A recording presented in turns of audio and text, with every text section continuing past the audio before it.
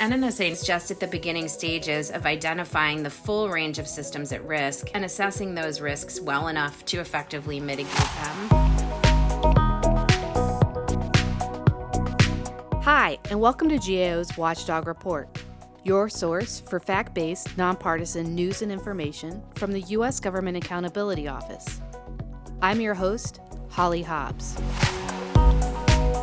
Military weapon systems, including nuclear weapons, are increasingly reliant on software and other information technology to operate. But this increased reliance may make nuclear weapons and the systems they rely on more vulnerable to cyber attacks. We'll learn more about these vulnerabilities and efforts to protect nuclear weapons from GAO's Allison Bawden, an expert on nuclear security. Thanks for joining us. Thanks so much for having me, Holly. Allison, a cyber attack on a nuclear weapon sounds pretty scary. What's the risk here? Really, anyone with a reason could seek to attack the cyber systems associated with the support for these weapons or the cyber systems that are in the weapons themselves. This could include nation-state competitors or non-state actors, as well as insiders who become compromised. And cyber threats also can include non-malicious human accidents and errors. So it's really essential that the National Nuclear Security Administration, NNSA, be ready to address those threats.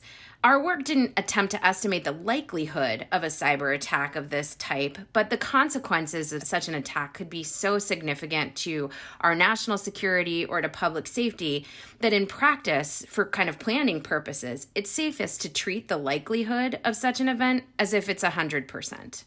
So for our report, we looked at kind of two categories or points of vulnerabilities within nuclear weapons, right? The operational technology used to manufacture and monitor nuclear weapons, and then the IT within the weapons themselves. Could you take us through those vulnerabilities? Sure. So as you said, operational technology, or we often call it OT, generally refers to the machines that contain IT that are used to manufacture those weapon systems, as well as things like industrial control systems for the buildings and facilities where weapons components are produced and weapons are assembled. So OT can represent sort of an indirect way for a cyber adversary to compromise the nuclear stockpile or create havoc in the production processes by interrupting production or raising questions about the integrity of components. The United States government has really started paying attention in recent years to OT issues, especially after the Colonial Pipeline cyber attack about 2 years ago, which shut down vast portions of the U.S. gasoline supply.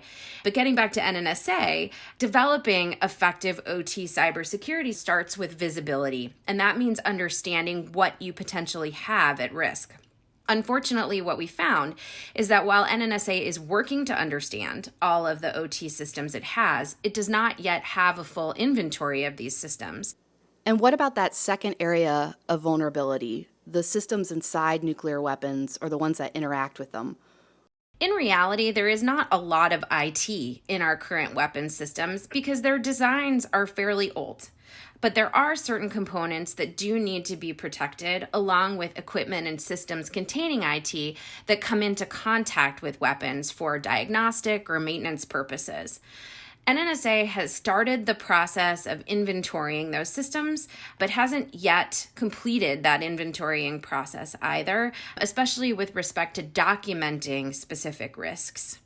In addition, most of the nuclear weapons in the stockpile are currently undergoing modernization, and those modernization programs may require the use of digital interfaces in order to mate the nuclear weapons with their delivery systems that are designed and manufactured through the Department of Defense, such as new missiles or aircraft.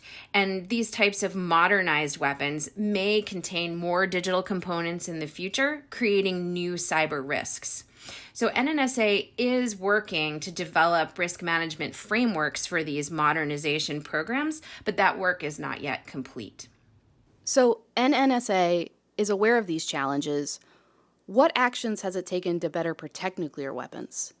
Well, in the OT environment, NNSA has just begun its process of identifying the systems to assess their risks and develop mitigation plans.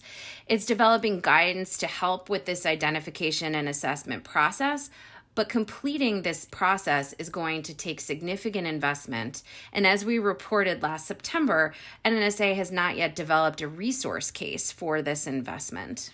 In the nuclear weapons IT environment, NNSA has taken steps to assess risks to existing systems, but it's really not yet finished documenting those risks, and it's only just begun developing the needed framework to apply to modernization programs that are currently ongoing.